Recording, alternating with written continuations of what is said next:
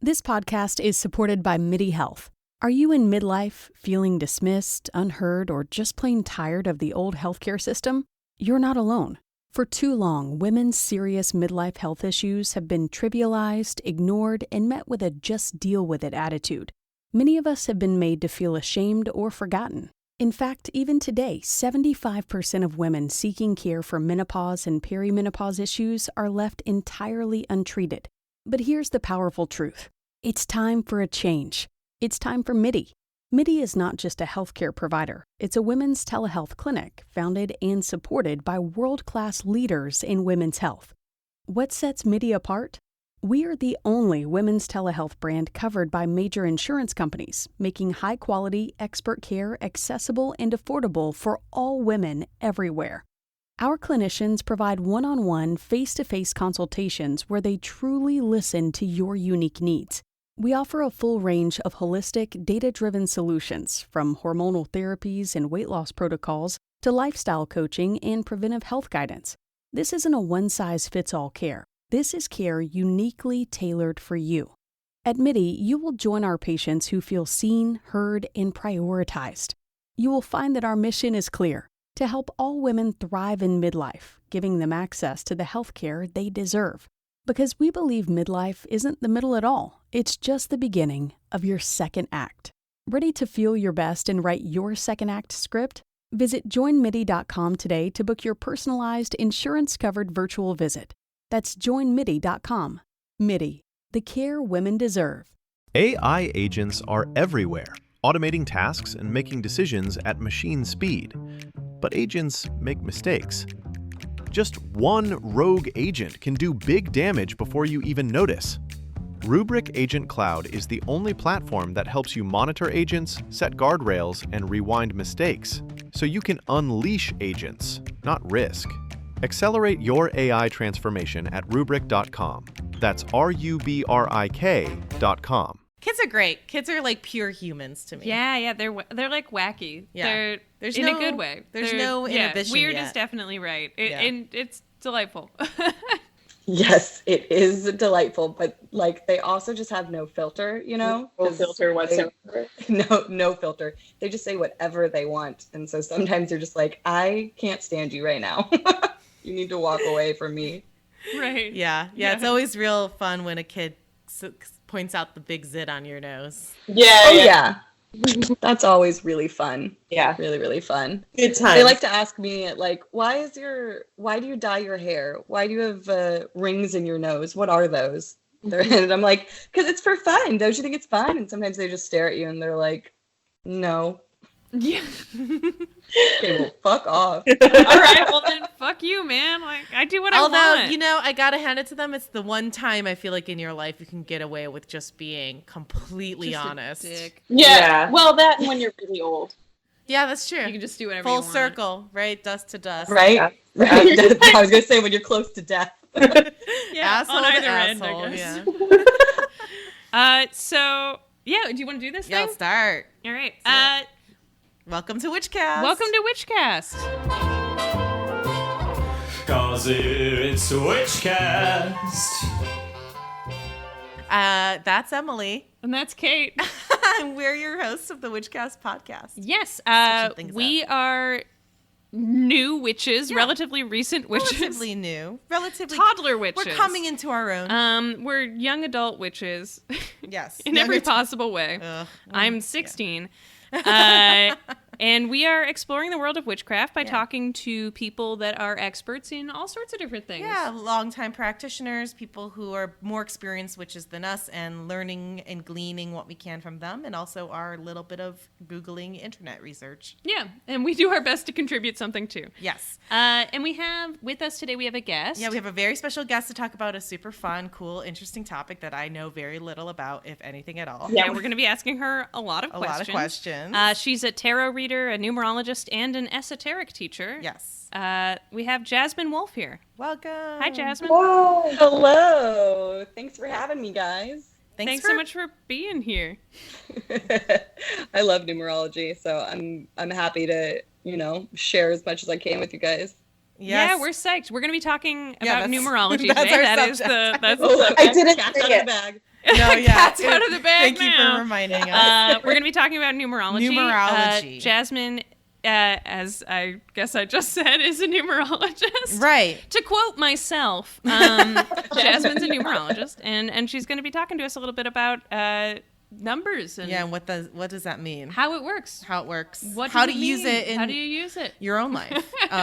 Yeah. So typically in our structure, we kind of, go into the history and then into modern use, and then kind of look to our guests to talk about their practices and how they implement it in their life. But do you mind telling us a bit, Jasmine, about how you got into this witchy life, and when did you first learn about numerology and decided this is something you really loved and wanted to pursue? I would love to. So, I mean, I was always a witchy kid. I have a theory that you're either a horse girl or a witch girl when you're growing up. At some point, surely. Oh my God, that's so true. I'd like to believe, there's definitely people out there listening like, hey, I was both of those things. And you are valid. You're allowed to be both. But, you can be a you're horse either witch. Yeah. both or one or the other. And I was definitely a witch girl, Yes. I started a coven in the 3rd grade with my friends. We got really into it. So I was always interested in this stuff. My sister actually gifted me a tarot deck when I was 13, which is like supremely witchy. Fantastic. But I didn't start Yes. like really getting into all this stuff until after college. So I was like 23, I think, when I bought, have you guys ever read Uncle Bucky's Big Blue Book is what some people fondly call it, but it's Raymond Buckland's Complete Book of Witchcraft. It's like a good starter book for witchcraft. It's old now, and so it's like very like dark and esoteric, and it's written by a man, and it is very masculine, but he does a good job of covering just a bunch of different topics. There's a segment on initiations and ritual and history and astrology, tarot, but there was a segment on numerology, and I too had never heard of it at that point in my life. And as soon as I read about it, I realized that I'd been doing the calculations that you do in numerology my entire life, just as like an interesting tick, where you just like add up all the numbers in a certain number chain, and say like, there's like 5 numbers, you add them together and it equals 28. Then you would add 2 plus 8 together, that equals 10. Then you add 1 plus 0 together, that equals 1. And I would just do that for fun in my brain. But that's essentially, it's called adding down in numerology, when you add the digits within a digit until you get just the one single digit. So when I saw this in a book about witchcraft, I was like, holy shit, like I've been doing this my whole life. I'm so intrigued. I have to find out more, because obviously I was a numerologist in my past life. Yeah. Yeah, That's that so rocks. cool. Are you good at math, by the way? Do you like numbers? I was never very good in school, but that's because I was never, I don't apply myself when I don't see the point of it. So I was never, like I'm smart and I love to study and I love to learn, but if I wasn't good at doing homework. I didn't like doing school. So I wasn't in advanced classes. And so I'm not some great mathematician, but when it comes to algebra and equations, I've always enjoyed that. Geometry, that's another story. Yeah. Geometry can stuff it. It certainly can. That makes total sense. I hate math. I just can't wrap my head around it. It bores me. But I love the idea of witchy math. So I might give it another try with this numerology thing. I'm really excited. I can do addition. To find out more about it. Yeah. So the counting down, you said, or is adding down, you called it? Yes. So that I did, I had the history this time, and they, of course, talked about that. I also have this numerology app that I downloaded. And a lot of my kind of research was all about that adding down, which I didn't know. I didn't realize that really it's about getting it to the single digit, or 11 or 22, which are known as master numbers, right? Mm-hmm. Yeah, they are known as master numbers, but I've been trying. I actually don't refer to them as that anymore. I just don't like the word master very much, you know? Yeah. Yeah. So I call them divine numbers because I love the word divine. Yeah. But so far, it's only me that does that, but I'm really trying to spread the word so we will all help keep you doing spread it. that gospel. Thank you. We support that. It's funny. I saw in my research also a lot of people sort of moving away from the concept of a master number, but there was one guy whose blog I read who was like, just because he felt like it made people who were somehow related to master numbers too like egotistical. Ego too much. Yeah. I had. I like that. I like divine numbers. I'm into that. Yeah. And it's funny because going into this, just so you know, I mean, please, like, interrupt at any point, correct us, like, yeah, please save us if we're saying bits things that are welcome. Yeah. Also, jokes always welcome. Yeah. But I didn't really know anything about numerology at all, and I still feel like I don't really. I understand it. I think intellectually. I think. You know, whereas something like with crystals or tarot, it's something I've always kind of been really into ever since a young age, where numerology, I've always had favorite numbers and like numbers that I've always felt really drawn to. Mm-hmm. And I so much so that like I purposely try and live my life by odd numbers, specifically 3, 5, and 9. But like interesting. Just because I like them aesthetically, I've never looked further into the meanings of them. Anyway, but diving into this, I found it really fascinating, and I want to find ways to incorporate it into my novice toddler witch work. Yeah. Well, the cool thing about numerology is that it really does help your understanding of other spiritual modalities, like tarot is numerology inherently involved because there were good numbers, and as well as astrology. So those are my 3 favorite things to study and learn and practice are tarot, numerology, and astrology, and they're all like super interconnected. Yeah. So yeah, definitely knowing just a bit about numerology is super helpful. Yeah, I think that's right on. I agree. I didn't have anything to add to that, but yes. Well, so that brings me right into the beginning of my topic, which is defining what numerology is, which, according to our good friend Wikipedia, is the belief in the divine or mystical relationship between a number and one or more coinciding events, which I think that to me, I read that more as not so much of like a specific actual event happening, but rather the way in which numbers are used, whether it be through assigning numerical value to letters and words, or in names or ideas. Also, using it alongside astrology or other divinatory arts like tarot. That's what I interpreted events to mean. Yeah, it's like using numbers to derive meaning. Right. Or like meaning from numbers. Right. Sort of. Yeah, exactly. I think it's meaning from numbers. And there's a lot of, I think, different systems in which how to do so. And of course, it referred to it as a pseudoscience, just like all of the topics that we cover. The internet calls it a pseudoscience, but that doesn't mean it's not a valuable reflective tool. Exactly. I was thinking on the way here today, I was like, why do they keep using pseudoscience? And to me, I'm like, oh, this just means it's a very extensively researched and like set of guidelines that you just don't believe. Right. Well, a lot of it is about data and like not being a provable, like collectible. I guess it's not provable. Yeah. But like, so is the theory of evolution, right? Well, a lot of people don't believe in that either. So. This is true. Yeah, I don't know that that's the one we want to pull. Right. But obviously evolution is real. But like, there are fossils. It is real, but it's a theory. Yeah, it's yeah. Anyway, I think it's nice that they put science in the title at all. Yeah, thanks for calling it a pseudoscience. I appreciate that. Okay, it's almost a science. That's a very positive way to look at it. Works for me. Science-esque. Yeah.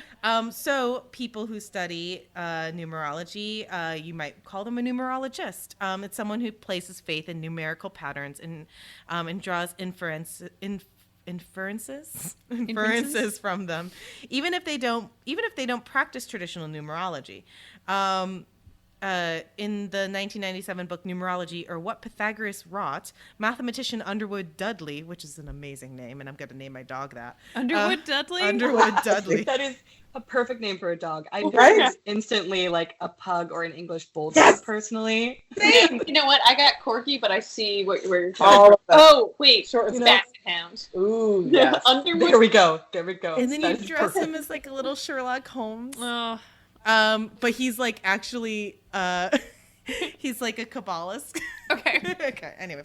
All right, so he used that term to discuss practitioners of the Elliott wave principle of stock market analysis. So if you think about it, really, numbers mean a lot of things to us in a lot of different ways. I don't know why I read that. You can cut that out. I don't know. But the dog bit was nice. Okay, anyway. I'll keep it. Listen. So going into the deep history, my good friend Pythagoras, who I know from the Pythagorean theorem. You know him personally? Yes. Don't we all, baby? You know, Yeah. we fell out of touch after high school, but you know, I still catch up with him on Facebook. Yeah, ran into him at the mall one time. Was not pleased to see me. Oof, awkward. Him and other philosophers believe that mathematical concepts are more practical than physical ones because they had greater actuality. Also, Saint Augustine of Hippo believed that numbers are a universal language offered by the deity to humans as confirmation of the truth. He believed that everything had numerical relationships, and it was up to the mind to seek and investigate the secrets of these relationships, or have them be revealed by some kind of divine grace. There's also there's Christian beliefs on that subject as well as Hebrew beliefs. It's across cultures, just like astrology and Kabbalism and like a lot of the subjects we've covered. It's across cultures. It's super ancient. Everyone believed it. Yeah, everybody likes numbers. Everyone. Or, well, not everybody likes numbers, but every culture has some interest in numbers. And a lot of people are superstitious about different numbers, too. Well, numbers rule just like time, right? They're human constructs, but they rule our society and our culture. Yeah, absolutely, I think. So back in 325 AD, following the First Council of Nicaea, don't know how to pronounce that. Yeah, it was 325 AD. It doesn't really You can wing matter. it. No one's gonna be. Yeah, no one's listening going like, you said that wrong. No. And if they are, they should take a step back.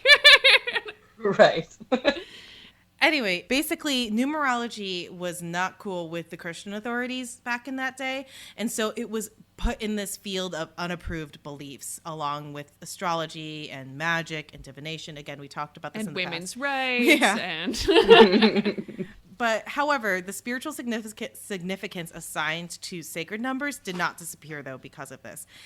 There's several numbers, such as the Jesus number, have been commented and analyzed by Dorotheus of Gaza, and it was also numerology was and still is very big in conservative Greek Orthodox circles. So even though the church had resistance against numerology, there are a lot of people who believe of the presence of numerology in the Bible and religious architecture in and of itself. Again, if you think about it, it's true. Numbers come into big play. The creation of the world took 7 days. Jesus asked God 3 times if he could avoid crucifixion, and he was crucified at 3 p.m. Peter denied knowing Jesus 3 times. 3 is a big, wow. I'm just kind of putting it together. Rule of Why I three. love 3 so much. Okay. it's also how you tell a joke. How many stooges there are? How many witches in Hocus Pocus? Yeah. 7 dwarfs. I mean, it goes on and on. Oh my God, it goes all the way to the top. There were also Persian Arab alchemist Jabir ibn Hayyan framed his experiments in an elaborate numerology based on the names of substances in Arabic language. So you find this in Hebrew, in Arabic, and in Christianity as well. It's also really prominent in Sir Thomas Browne's 1658 literary discourse, The Garden of Cyrus. Blah, blah, blah. There's so much. Like, literally, numerology has various antecedents? How do you say that? Antecedents? Antecedents. I can't say words. You're I don't doing know great. numbers or words. Only feelings. Okay.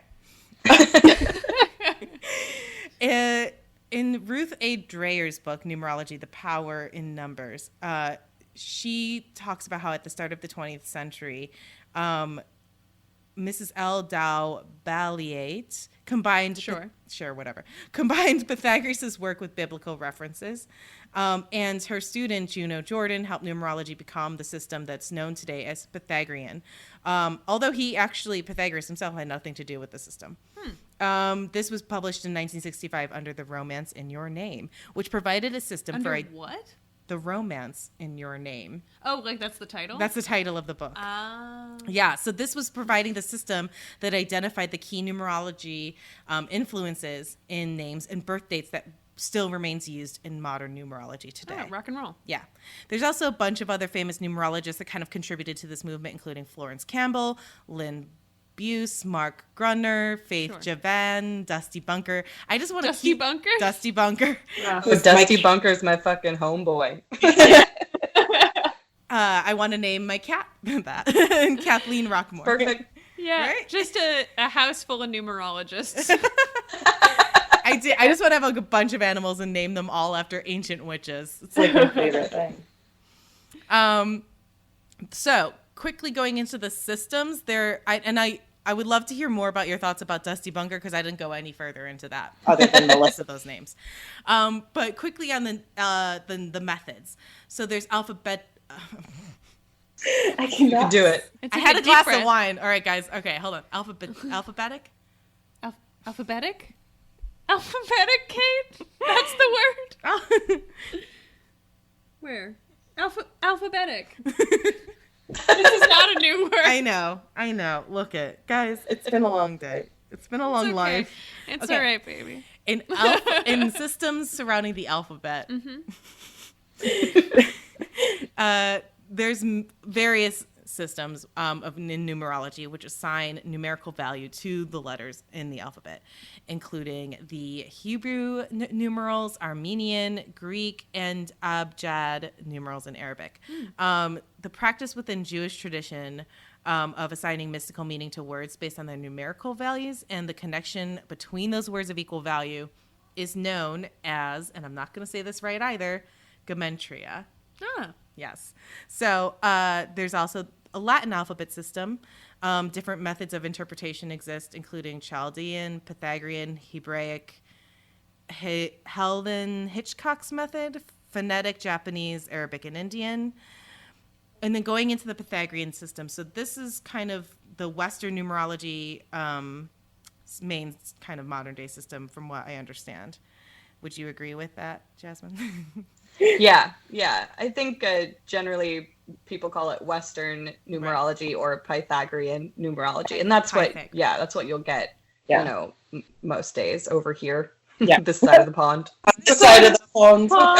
So he began his theory, our good friend Pythagoras began his theory of numbers by discovering that numerical relationship between numbers and music notes, which I think is fascinating because I remember going into music theory class like in high school, and the first day the teacher wrote this like equation on the board and was like, this is music. And I was like, fuck you.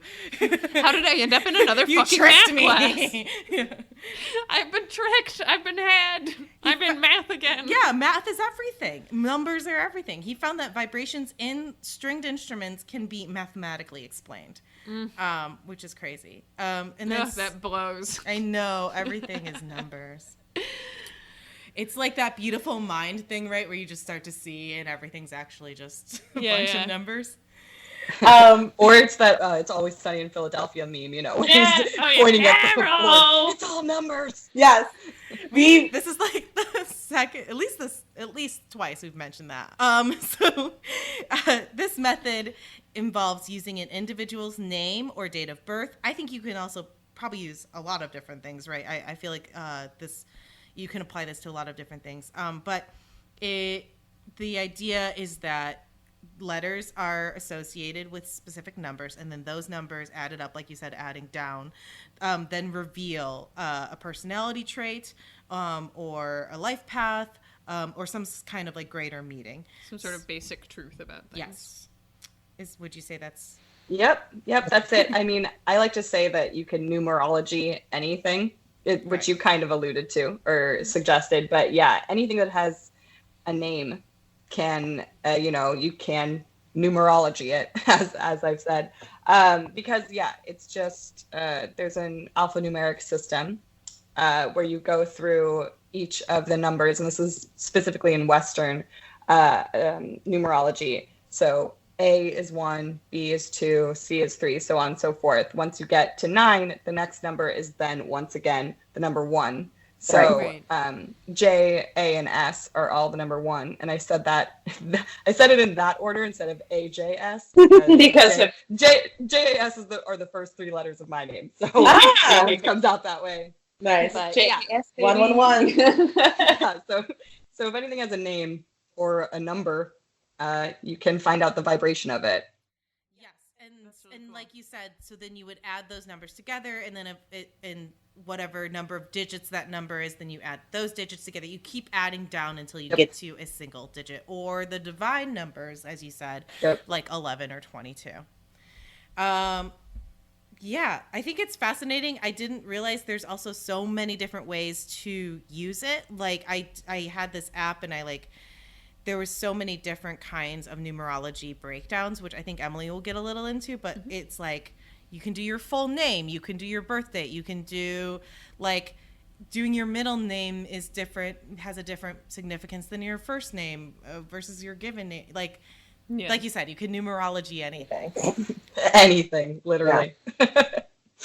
Yeah, and there's a lot of different tools. So even the ones that I use most often are just a small, percentage of the ones that I've learned how to do.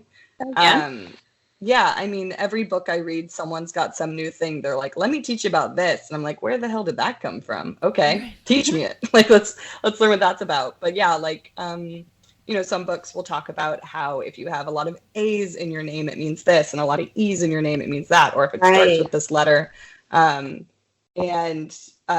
So Dusty Bunker and Faith Javanay, they wrote a book together. It's called Numerology and the Divine Triangle, which is unfortunately not a euphemism for a vagina, but R.I.P. my hopes and dreams. right? I'm like, that is what she's called now. Yes. No, there's they involve geometry, so it's a bit much. But yeah, there's this, you create these triangles and this inner triangle, outer squares and whatnot, and it tells you about all the different phases of your life.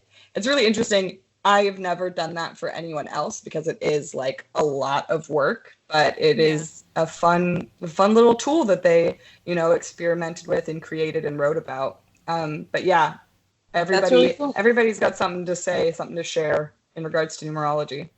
Yeah, Intriguing. it's crazy. I also it can be it can be used as a divinatory tool too as well, right? Like, what is the forecast for today with the dates versus It's also the full year and date of your birth versus today's date? What is the forecast? You can for do the it year? for the month. You can do it for the year. And like you said, it must be a ton of work to kind of figure out all of those numbers. Yeah.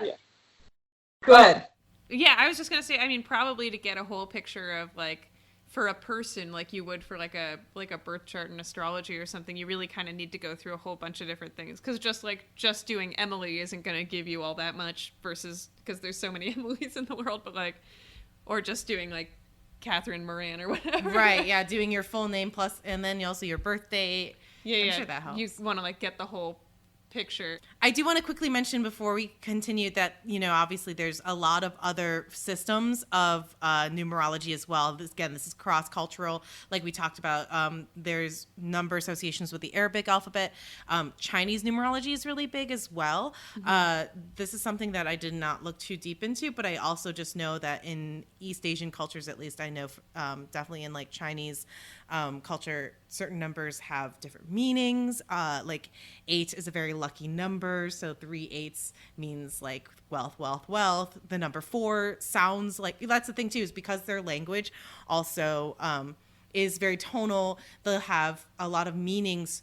2 numbers are based on the sound that those numbers numbers make. So the number 4 sounds a lot like the word death or suffering. So 4 is very unlucky according to Chinese superstition. You know what? I learned that, this is a little aside, personal story kind of thing, but I learned that I do like liquor brand ambassador stuff, and I don't like having 4 bottles out because I feel like people don't buy when there's an even number on the table. They feel like it's a display that they can't touch. So I like to always have an uneven number. But I was working at a store owned by a Chinese guy, and he was like, he was like, that's good, don't do that. Because I was like, I don't want 4 here, and he was like, yeah. I don't know why I feel the same way though. I have a big I'm not Chinese. I don't like. But I'm Korean, but and we also use the Chinese alphabet and numbers in our culture. Whatever, it's fine. But for some reason the number 4 is. And if you think about it, in Western culture, 13 is considered unlucky, and 1 + 3 is 4. Yep, I was gonna say that. Yeah. It all comes down to numbers, baby. Carol. But yeah, that was the rabbit hole I went down researching today. It was fascinating. But yeah, I guess, do you feel good? I'm good. All right, so I'm just going to talk a little bit about modern usage. But again, for a lot of this, I feel like, Jasmine, you're probably the better person to ask since you are a person who writes about numerology and does numerology. But I mean, it's a lot of what Kate just said anyway, but it's basically the concept of most modern Western numerology is that you can find the vibration of a number, usually by like adding down to the most basic version of a number. So however many digits it has, you just keep adding down until you just get one final number. And then each of those numbers have each of the numbers 1 through or 0 through 9, I guess, have their own sort of vibration and meaning. Does 0 count or do you use 0 in? Some numerologists will say no. I definitely use 0. I actually, and I'm sure we'll get into this, but I use a specific type of numerology that actually uses the original product, so the number that you get from the calculation, whether it's 2 or 3 digits, as well as the base number, which is that single digit. So technically 0 is not a base number because you can't end a addition, calculation with 0. But it is thought of as the God, source, energy, universe, divine number.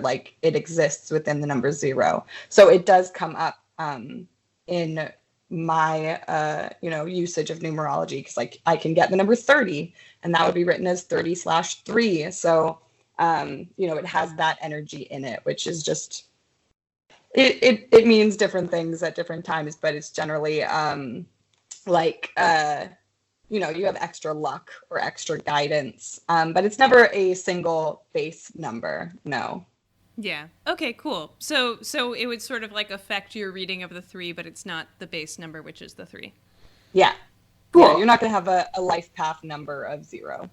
Okay, that makes sense. Yeah, and that actually answers one of my other questions because I had looked at some of the stuff you'd done, and I noticed that you had the higher number and then the slash and then the base number, and I was wondering what that was, and that answers it. There you go. There we go. So in my research, I found lists of number meanings. I don't know if these are universal or not, so I'm going to read what I have for 1 through 9. And then you can tell me if these are standard or just something that's on the internet.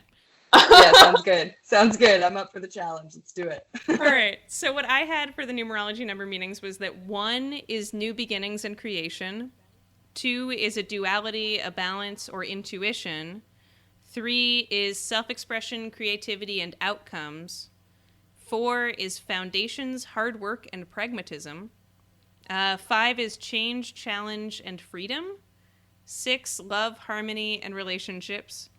7, withdrawal, contemplation, and metaphysics. 8 is prosperity, abundance, and manifestation. 9, completion, conclusions, and compassion. And then for 0, yes, infinity, eternity, and cycles. So what do you think of this? Is that kind of... Yeah, I mainly agree with them. I think I just... more so than not, agreeing with any of those keywords, I would just have more that I would want to add right to each of them. it kind of is like a nicer, sweeter version of the numbers than what I have. Not to say that everything I would add to that list would be all horrible and whatnot, but yeah, right. like I guess the number those are all 7. pretty positive. Like, Yeah. Yeah, they're all pretty positive, and that's great and nice and lovely. But like, the number 5 is change and chaos and sex and creation and like weekend getaways. The number 3 is like exploring your neighborhood, whereas like 5 is like weekend getaways, and 9 is like packing up your whole life and going abroad and traveling for 3 months in Europe. Cool. Wow. I love that. And I love 3, 5, and 9. Yeah. Right. I didn't even realize I did that, but you did. It must have been planted in my brain. Is there something do you were like going to say travel. about 7 also, or? Yeah, well, 7 I think is a really interesting number because it's the only one, when you're looking at tarot, numerology, and astrology, it's the only one that doesn't really match up very well in each of those different modalities. Because the 7th house in astrology is about partnerships and relationships. And in the tarot, 7 is usually about, well, it can be about different things, but it's usually about like the circumstances that you create in your own life. But I like to think of, from a numerological standpoint, the number 7 as the number of the inquisitor. It's the number that asks, what are we doing here? What is the point of life? Is there a higher power? Like, do I have a purpose? It's kind of the number that sits on the top of a mountain and meditates for like 7 years before it comes down and is like, what's up, world? I know things now. That's the 7 That's my mystical. Yeah, I love it. Sorry, I'm really excited. I'm just like grinning ear to ear because that's my life path number. Ooh. Oh, fun! Yeah. Okay, and then that brings me to the life path number is one of the big ones that comes up when you look for numerology. Like if you're just sort of like Google numerology online, life path number is a big one that people go looking for. And the way that you calculate it, actually, Jasmine, why don't you just tell, rather than me reading this list, how would you calculate a life path number? Well, I will tell you how I do it. And different numerologists are going to do it different ways, even within Western numerology. Mm-hmm. Generally, all the different types of ways that you can do it, you're going to get the same base number. It's just because I use the original product. If I use a different calculation, I'll get a different original product. So what I do is first you add up all the numbers in your birth year. So I'm 1991. So 1 plus 9 plus 9 plus 1 equals 20.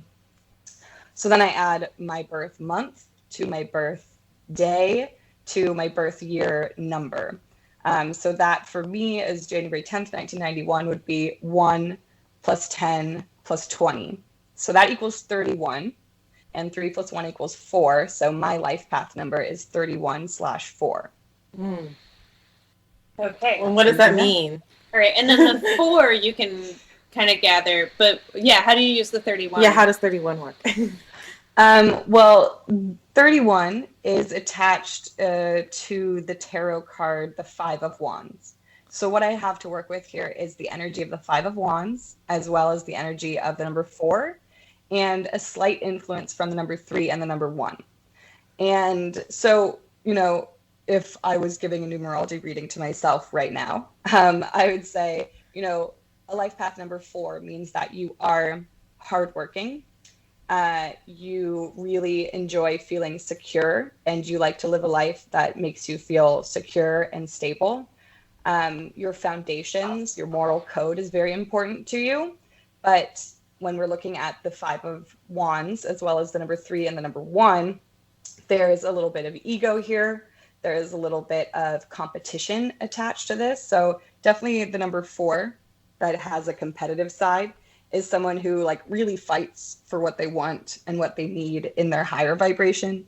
In their lower vibration, they're just kind of a jerk, which I've been there. That's been me for sure, because there's the influence of the number 1, and the number 1 carries ego with it. And ego is healthy, but it's also not healthy if you're feeding it too much. So yeah, we kind of just look at all those things together to 4 is the main number there. And all these other things are just kind of, it's like in astrology, not only am I a Capricorn sun, I know that's in the 12th house, and I can see, how it aspects other things in my chart. And that's kind of how it works in numerology as well, with all the different numbers and with the tarot card. It's because not all 4s are the same, just like not all Capricorns are the same. Right. That's so cool. That's so fun. Yeah, that rocks. Thank you. That's such an understandable description. That's really Good. helpful. Yeah. Actually, I wanted to bring up a question from one of our listeners while we have you on the subject of reading. So one of our longtime listeners and good friends of the podcast, Christina, she posted on our Facebook a while ago, and we didn't know September 19th, and we didn't know how to answer it, so I made a joke instead. But she said, "Today I turned 33 on 9/19/19. What seems any numerologist in these streets seems significant, but I'm a muggle. I have no clue. Thanks." So is there any kind of like auspicious meaning to when like numbers appear in your life like this, especially if they're, like, again, people always say when you look at the clock and it's 11:11, or like Friday the 13th, is there some kind people of fucking love numbers anyway? Yeah, go on. Nerds, what a bunch of nerds. We do love numbers. Is there any kind of meaning to like when something happens like that, where she had a lot of repetition happening on her birthday? Yeah, so looking at the number 33, that's the divine number of healing, deep, deep soul cleansing healing, which also happens to be Mother Teresa's life path number, or I guess was. Right? Wow. I'm sorry, is she no longer with us? She's done. I actually don't know that. For sure Right? did. This is a horrible way to put it about Mother Teresa, but yeah, she's for sure dead. She's for sure dead. You know what? She forgives us already, okay? Yeah, she is literally her life sainted. path. Literally a saint. What and a I think saint. you do have to be dead to be a saint. So. Yeah, she's dead. There we go. See, it all works. When you go through your 33rd year of life, you are going through a deep spiritual cleansing, generally. But as far as 9/19/19, I love the way that number looks. It's beautiful. Yeah. And any day with a lot of 9s in it is going to be about, endings, closing cycles. 9 is the number of endings and beginnings in my book. It's kind of like, it's not that you're planting the seeds in the number 9, because that's what you're doing in the number 1. You're planting seeds. But in the number 9, you're finishing stuff up. Things are coming to, culmination. And then you're getting the seeds for what's going to happen next. Like you have them, you can kind of see what's happening. So that's the energy of the number 9. I think that would play actually a pretty small significance in one's life, as much as it's like beautiful to look at and interesting to think about. Looking at her personal year number or her personal month number, personal day number would have more influence on like her actual life, and would provide more guidance than just looking at the date. Very Does that cool. make sense? Yeah, it makes total sense. It's really beautiful. I think numerology is really beautiful. Yeah. Who knew? Yay! We're into numerology. Oh no, now. we're into numerology. Take all my money. Okay. Thank you, Jasmine. That's what I'm here for. So some other modern uses of numerology, people use it. Yeah, there's the life path number, but there's also all sorts of other numbers you can find. People talk about like expression or destiny numbers. People use it for relationships to look at like compatibility. It's like that's sort of like a fun, can be enlightening, but obviously, as with anything else, you don't want to let anything tell you how to live your whole life, like go with your gut, but like it can be fun to look at. It's the same as with like an astrological chart. We're where just it's saying, like, don't break up with your boyfriend and get mad at us. I'm basically like, This is entertainment purposes only, people. Disclaimer, disclaimer, disclaimer. But people do use it to think about whether a relationship can work or where there might be hiccups, that kind of thing. Also to look at cycles in your life. And then like traits and lessons you might be able to learn either from your name and again from words. It's my understanding is that actually like more orthodox Jewish people are also very into numerology. Right. Yeah. That in my research it said that they're still practicing that to this day. Yeah. It's I knew someone who could only get married on like a couple days of the year that he was getting married because his wife was Hindu and he was Jewish, and his parents were pretty conservative about being Jewish, and so they needed an auspicious day for both Hindus and or like fairly. Damn, That's that's a tough. lot of superstition. Stressful. But Yeah. it was like a big deal for their family that it not be on like an unlucky day or a major holiday. But in a way, like, how great is that to have a system to live your life by? Because I feel like for me, I'd be so stressed out about like, what day should I get married? I don't know the day that the place is available. That seems so unromantic. But to be like, no, we must get married on this day and make it work, kind of makes me feel more secure. I'm like, oh, decision's made. It's a way to help guide yourself, Yeah. right? You know, like, and then I like it. And then so Jasmine, you do sort of a thing for some internet sites where sorry, Internet what a way to put sites. it. You do a thing for some internet sites. On some interwebs. These are the technical terms. on the magic box. But where you do things about like forecasts for the month and that kind of thing in terms of like talking about the vibration of like the day and the week or whatever else. Is that accurate to say? And do you do that? Yes, Please I send do help. do that. We are doing so great. You guys are killing it. It's really Killing. it's beautiful. Ooh, I'm gonna edit this down. Yeah, leave it all in. Get me more wine. What was your question again? I was just going to ask you about, because you do also like sort of monthly forecasts for like the vibration of the month or the week, right?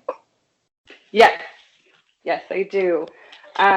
Yeah, on my own Instagram, I do weekly vibration updates. And that's those. So there's two different. There's personal vibrations, and then there's global ones. So, like for instance, year 2019 is a 12 global year. So we're all experiencing that, but a personal year begins and ends on your own birthday. So my personal year number is 23/5. So looking at both those things gives you some insight into, what the year has in store for you.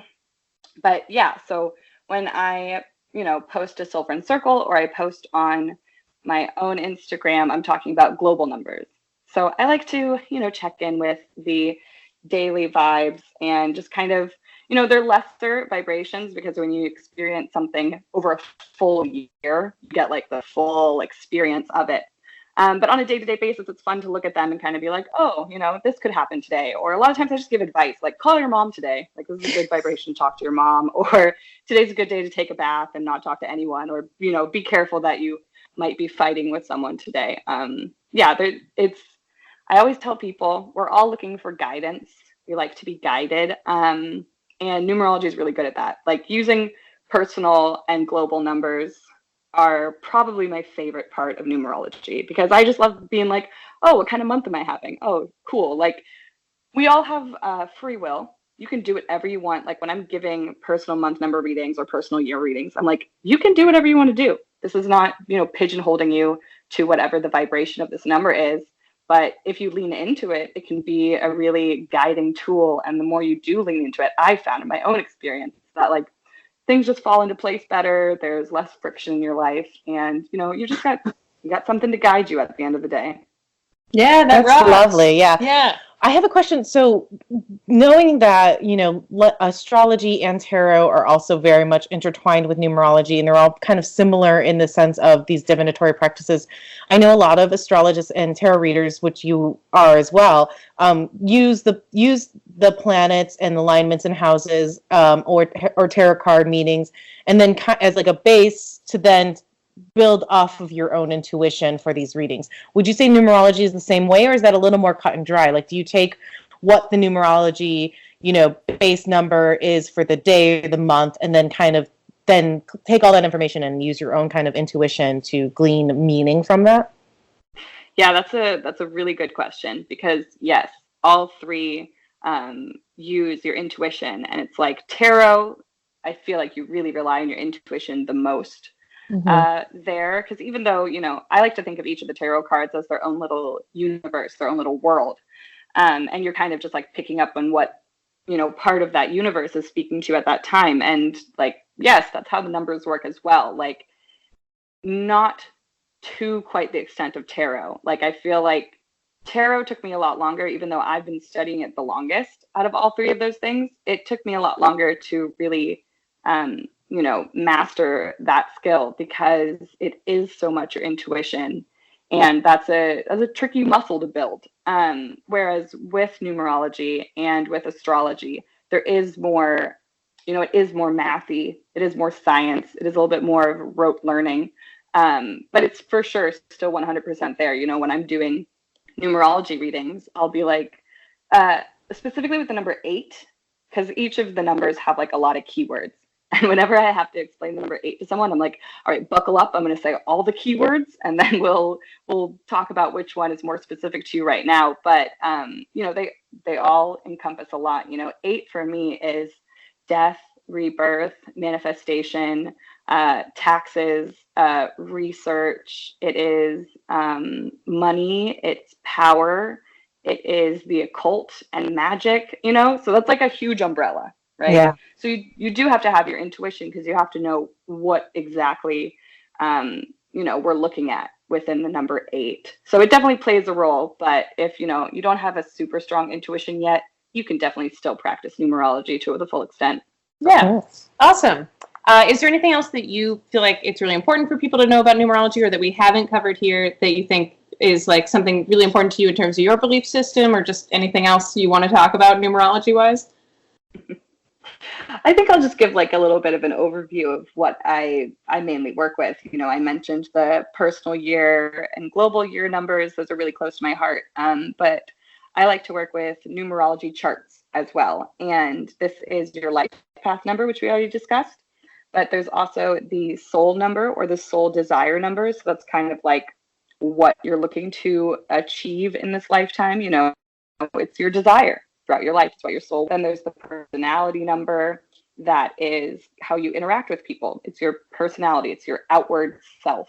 And then the next 2 numbers are, once again, something that I've kind of changed, or just through my study of them, I've given them new names. And I just found that these 2 numbers, I call them the first and second Saturn return numbers. They're the destiny and maturity numbers to some numerologists.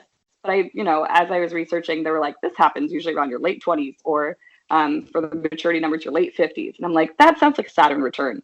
So those are the 5 numbers, right? Those are the 5 numbers that I work with. And I call those the numerology chart. And yeah, those are the core principles of just trying to understand you and what you want and how you interact. So it's kind of like a mini astrology chart, but for numbers. And yeah, that's mainly what I like to work with and share with other people. Oh, awesome. So if someone wanted to get their numerology chart from you, could they reach out and hire you for that service? Yes, absolutely. Awesome. The one question I did want to ask, I think ties right into that. Something that I found on the app that I downloaded is the idea. I think Emily touched on this. Is cycles and pinnacles, as well as challenges. Are you familiar with that at all? I kind of gleaned from the app of like what that meant, but if you could speak a bit more about like the different life cycles, life pinnacles, and life challenges, and how that relates to numerology. Yeah. In all the books I've read, they kind of deal with similar things, but like I've said, this is one of those things that kind of changes from book to book and numerologist to numerologist, because even the word numerology didn't exist until 1907. So even though the belief in this system has been around for a long time, it isn't at least in Western numerology, because that's all I can really speak on. It doesn't have a really unified code for these things. So the divine triangle that Dusty Bunker and Faith Jabonet talk about, that kind of deals with pinnacles.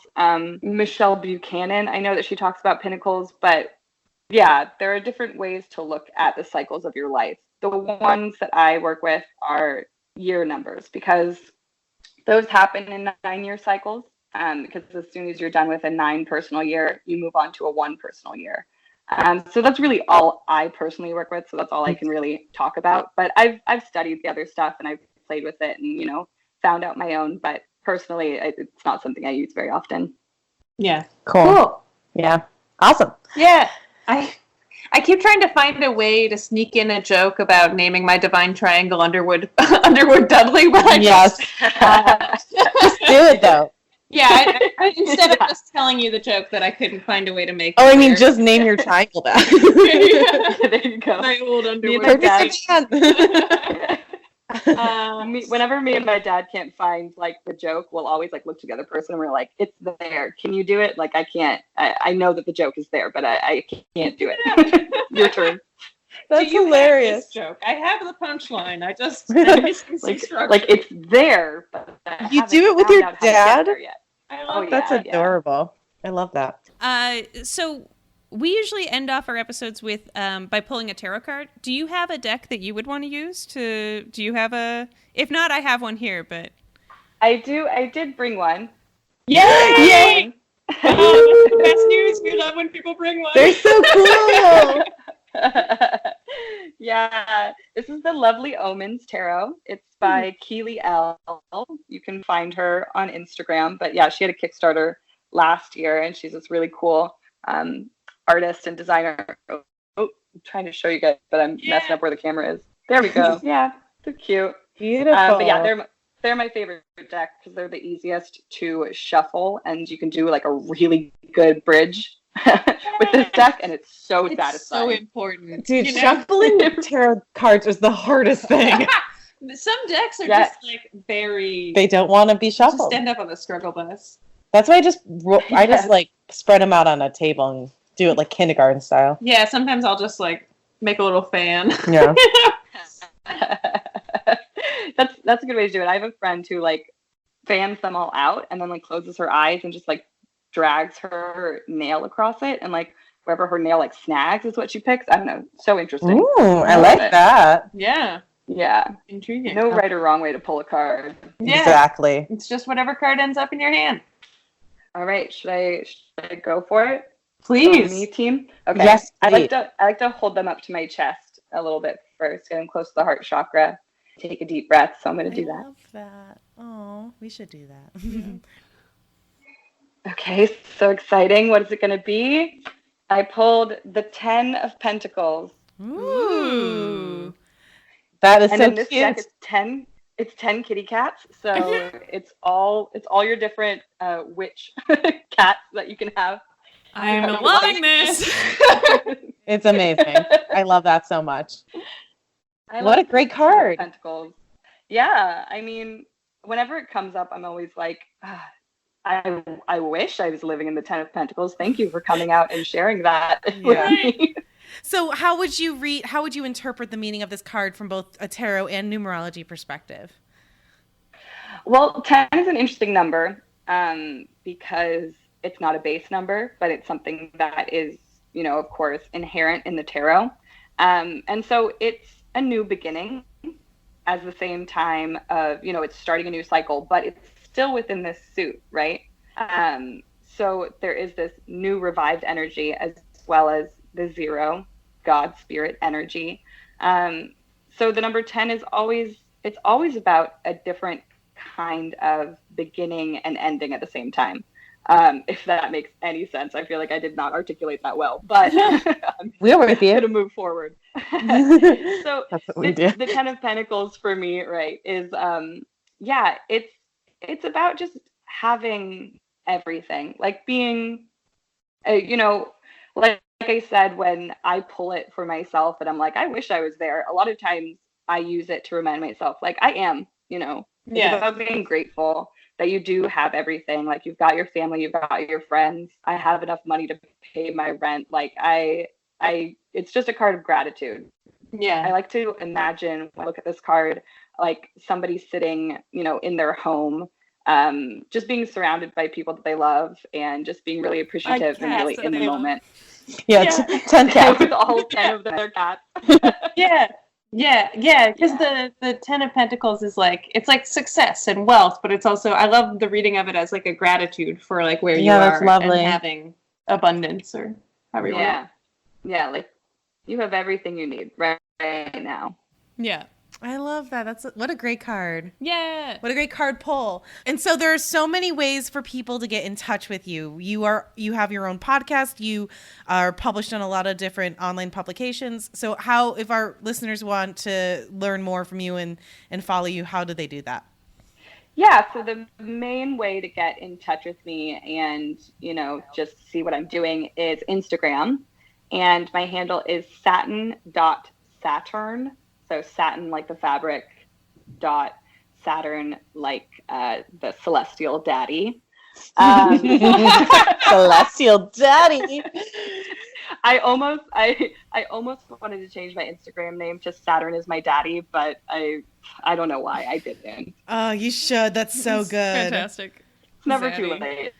I could always do it. Yeah. But yeah, so that's where I'm educating, and that's where I mainly house all of my readings. So generally people DM me through Instagram to get tarot and numerology readings. I also do teach tarot. I'm in the middle of my first tarot course that I'm teaching. I'll be teaching a numerology course in like mid-January, which I'm very excited about. If you want to email me, it's Jasmine Wolf with an E at the end of both of those names, .esoterica@gmail.com. I do monthly horoscopes for Witchy Wisdoms, witchywisdoms.com or Witchy Wisdoms on Instagram. It's my friend and business coach, Sean Engel. Nice. I actually don't write for Sylphrin Circle anymore just because I got too busy doing other stuff, but you can still find all of my articles and my numerology goodness on their website. And if you want to listen to my podcast, we're called The Power of Three. There's 3 of us, and it's a podcast for punk rock intermediate level witches. And you can find us on any place where podcasts are happening. Oh, amazing. I'm going through right now and stalking you and liking every single one of your photos. I can see over her shoulder that is in fact the case. I actually, I just got a notification. Oops, sorry, not sorry. Amazing. And we'll also, of course, tag and link to all of these references and sources on our website and on our Instagram as well. We've already been following you. You're fantastic. Your posts are so great. Also, your pictures are really hot. Thank you. Yeah. I have a Scorpio moon, so my seductive side is always there. Girl, we both have Scorpio rising, so we feel you. Oh, hell yeah. Yeah. Well, awesome. I think anything else? No, I think that's it. Our podcast. Right. So listeners, thanks so much for tuning in. Don't forget to like us on Facebook, follow us on Instagram, and please rate, review, and subscribe. Rate, review, and subscribe on iTunes. It means a lot to us. Or wherever you get your fine podcasts, but especially iTunes, it helps. Yeah. We love the feedback. And Witchcast Podcast on Instagram and witchcastpodcast@gmail.com if you want to hit us up. And also that's our website as well. Witchcastpodcast.com. On the interwebs. And until next time, heck yeah! Yeah! Perfect. Yay! We did it! Thank you so much. 'Cause it's Witchcast. Quick side note, would you ever have a game night where we played? Yes. What's it called? That game that they made up? Yes. Charty McDennis. Charty McDennis. It would be my delight and pleasure. Let's do it. Okay, anyway. And Jasmine, if you ever want to come to the East Coast. Come to the East Coast just to get drunk with us. Yeah.